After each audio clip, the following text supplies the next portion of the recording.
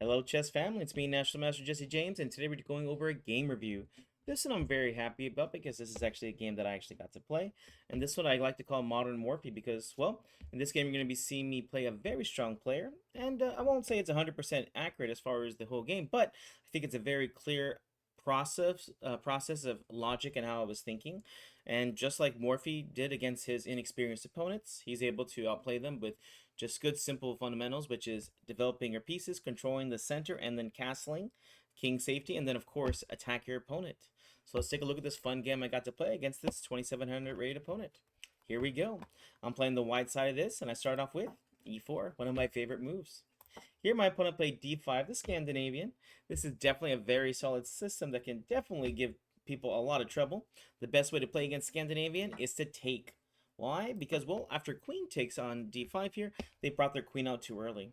And what's the idea here? Well, here we simply want to attack the queen and develop our pieces. So, simple chess. Let's go ahead and develop with the threat. Knight to c3. Here my opponent played queen to d8. This is an interesting move. I can't say it's losing or anything like that, but I definitely don't think it's the best. I definitely prefer the idea of either queen to d6 or queen a5. Queen e5 is a much more aggressive way to play, and d6 is nice and solid, which is taken up by lots of grandmasters and international masters. Well, since they're giving me the initiative, let's take advantage of it. d4, control the center. Knight f6 got played. Of course, black is going to try and develop his pieces and get ready to castle as soon as possible. Here I play knight to f3. One of the rules is develop knights before bishops.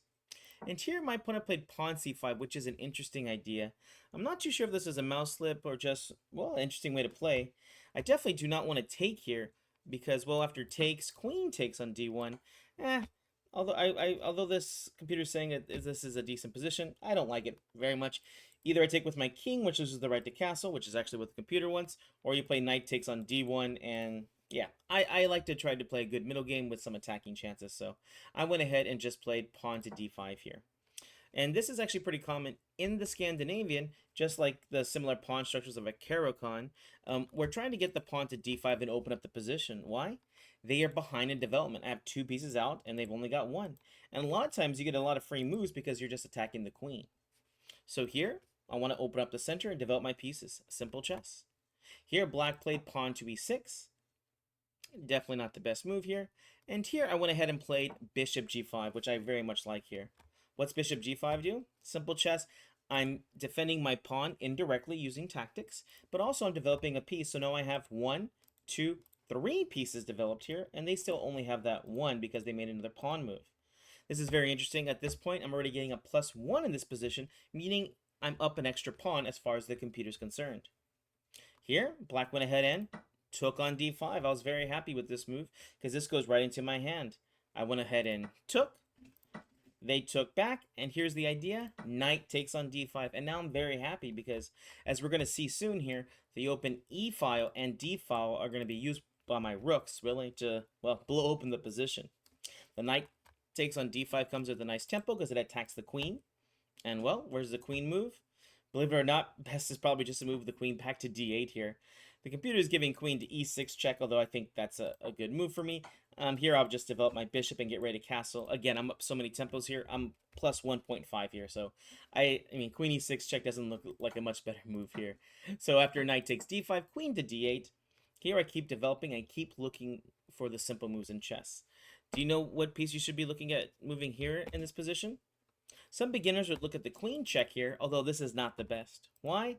Well, the queen check, although it looks good, it does get ready to castle queenside. It blocks your bishop. The piece we're looking for is the bishop. And then going by the ideas list or our forced move list, we look at forced moves, which are checks, captures, and threats. And so that's when I found the move. Bishop to b5 check. I can't be much happier.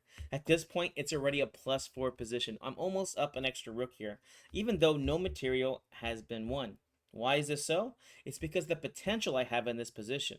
And again, I don't think any of the moves I played were very crazy or hard to figure out. As long as you know these principles, you can use these ideas too. Here my opponent played bishop to d7, as I thought they would. And here, remember the rule, to take is a mistake.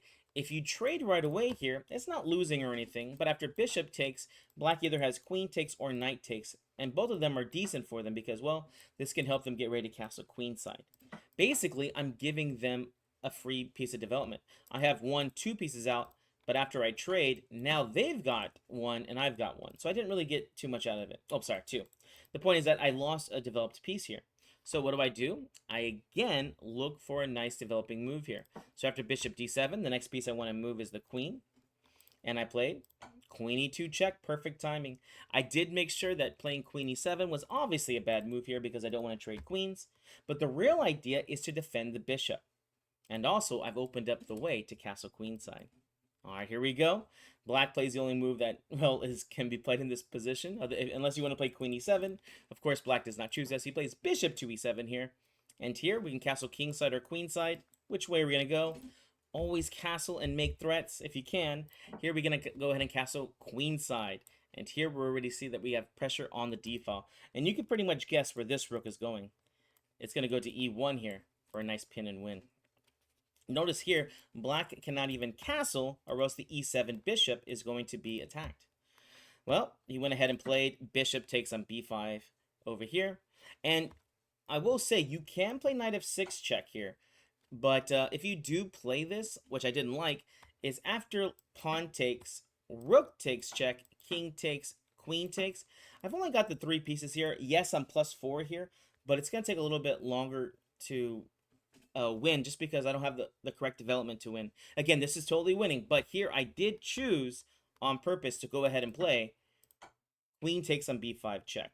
Here, funny enough, it's giving me almost a +6 advantage versus winning the queen right away was only like a +5, which may seem weird to some people, but here the development is actually better than cashing in your chips right away.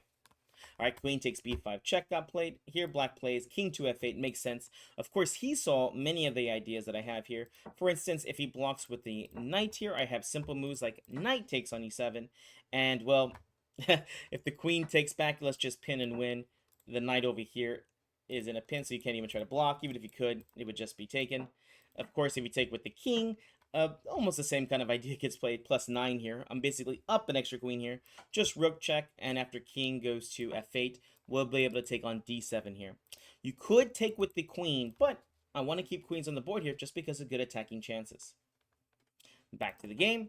So, at this point, they did see ideas. I mean, I even have ideas with like knight f6 check again. So they went ahead and played the king to f8.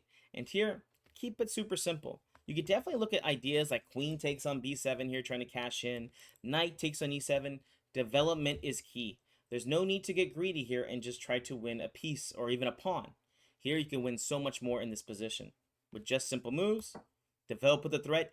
All my pieces are now in the game.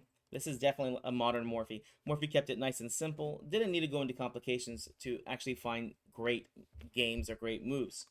So rook e1, now I'm threatening the bishop. Black plays knight c6 here, which is what I was hoping for. I mean, there really is just no good move in this kind of position. He's going to lose a piece either way. But here, knight c6 allows me to win the piece with knight takes on e7. Here, I take the bishop, but I also opened up an attack against the queen. Here, he played knight to d4. The hope was to go ahead and block this, but here I did find a nice idea. There's many winning moves here. I challenge you if you want to. You can push pause and try to find your best move. Here I played the third best move as far as computer is concerned, and I played knight takes on d4. The idea is simple here.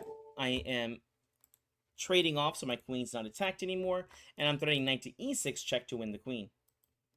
And, well, he went ahead and took back as I thought he would. The pawn is now in the way. And then here I spotted a checkmating pattern, so I went ahead and played for that idea. Here I played queen to c5. Do you know the checkmate pattern here? If you don't, you should know. This is called Philidor's Legacy, which is basically, for those that don't know the correct name, they call it the Smothers mate idea, which is a queen and knight checkmate, which if you don't know is quite a treat if you've never seen it before. So I'm threatening this really nice checkmate in 4, and well, black goes ahead and plays queen to b6, and now I have a beautiful checkmate. It's white to move. What do you play here? All right, here black brings the queen out because he's hoping that maybe he can trade down to endgame, and most likely he will lose, but at least he'll be able to survive for the endgame. And I'm sorry, now it's checkmate in 3. Here we go. We start off with a first move of knight to g6, double check here. A very nice idea. Here, notice there's no time to take the knight as the queen and the knight are checking. The king has only one move. He must go to g8 right here. And here, Well, you could repeat positions and play 97 check, but the real idea here is to play da da da da queen to f8 check, a brilliant move. And why is this such a good move? Well, it's important that we had the knight here because without this knight, the king could take. And if the king took, this would ruin our smother's mate checkmate. Here, well, the rook is now forced to take since he can't take back with the king. So rook takes, and now you end with this beautiful idea of knight to e7 for a beautiful check and a mate. Alright guys, hope you enjoyed this. This was, like I said, I like to call this the modern Morphy. Here we simply controlled the center, developed our pieces, got king safety, and then attacked our opponent's king.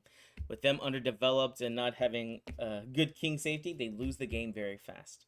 Alright guys, we'll see you in the next game.